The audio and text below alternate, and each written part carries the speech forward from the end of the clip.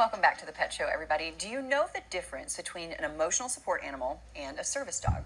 Well, if you don't, we have certified professional dog trainer and owner of Positive Development, Amber Aquart. Did I say that correctly? It's Aquart, but Aquart is so much easier. I know, sorry about that. That's totally fine. But I won't mispronounce Mr. Oakley's name. Hi, Mr. Oakley. This is one of the most handsome faces I think we might have ever had on the Pet Show. So he is your service dog. Yes. So talk to me about what the difference between a service dog and an emotional support dog. Yeah, absolutely. So an emotional support dog is a dog that doesn't require any training. So basically it's your pet. And if you go to a therapist or you go to a doctor and they prescribe an emotional support dog for you or some more emotional support animal, that is essentially your pet who is there to support you. They don't have any public access rights. They're allowed to travel on planes with you, and they're allowed to be in houses with you, but they are not allowed to go into public places.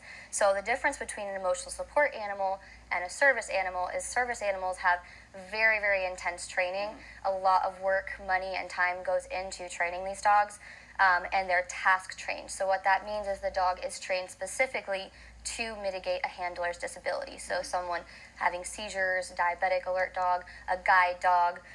There's hundreds of different types of service dogs, but they all need specific training to help mitigate their handler's disability. So I saw something the other day on Facebook. It's one of those things that goes around about if a service dog comes to you in a service dog vest, that you are supposed to follow the service dog. Is this true, or is this one of those Facebook that's a rumors? very specific type of service dog task, which is actually really cool. So if a handler passes out, has a seizure, or needs help, a lot of service dogs are trained to go get help.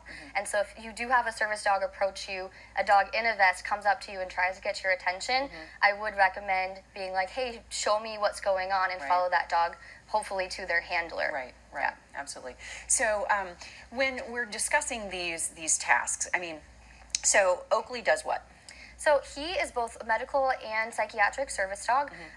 The most popular and common thing that he does for me is he actually interrupts and alerts to panic attacks. So he's able to read my body language, pay attention to my breathing, make sure I'm okay, and if I start to get towards having a panic attack, he's been trained to pay attention to those signs and prevent the attack from actually happening. He also knows how to guide me out of buildings. If, for instance, I am having an anxiety attack, he can help me find my car, pick me out of crowds, things like that. Yeah, I do not think that he's close to a panic attack. He looks quite calm. No, he's a pretty chill guy. Yeah, he looks quite calm. So the amount of training that goes into that, how do you... Now, some of it that you have to recognize these dogs have these abilities and then work with those, or is this something you can literally take any dog and pluck them out and train them? It takes a very specific type of dog. So Oakley was actually rescued from a shelter. He had many homes before him, but it just didn't work out. But he didn't have any behavior issues. He was really, really confident, very calm dog, and I saw the potential in him for what I needed. But it's very, very specific type of dogs. The dogs need to really enjoy working for their handler. They need to be very handler-oriented, love to work, have to be relatively active but not too active, and they can't get anxious or nervous in new environments. So it does take very specific types of dogs for service dog training. Yeah. Now, next week, we're going to have a full show on laws and rules and certifications and all of that. But when it comes to a service dog like him, give us, just in the last minute or so, like the best tips for the public when they're seeing service dogs in action. Yeah, so if you do see a service dog, the first thing I would recommend is do not distract that dog. Distracting that dog can actually harm the person. If someone's having a seizure or if they're blind or whatever it is the dog is there for. And make sure that you're not trying to pet the dog, that if you're talking to the handler, talk to the handler, not to the dog. And don't judge. A lot of people have disabilities and they don't look like they do. No one would ever think that I needed a service dog.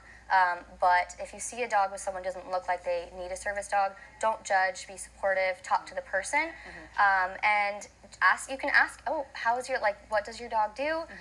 But don't be intrusive about the person's disability. Yeah, absolutely. Yeah. Fantastic advice. Thank you so much, Amber, for coming. And thank you, Oakley. He's snoozing. He's like, He's "Don't taking a disturb." nap. All right, everybody, keep it right here. And when we return, we're going to be talking to Natalie Fox about psychic readings for your animals. Exciting.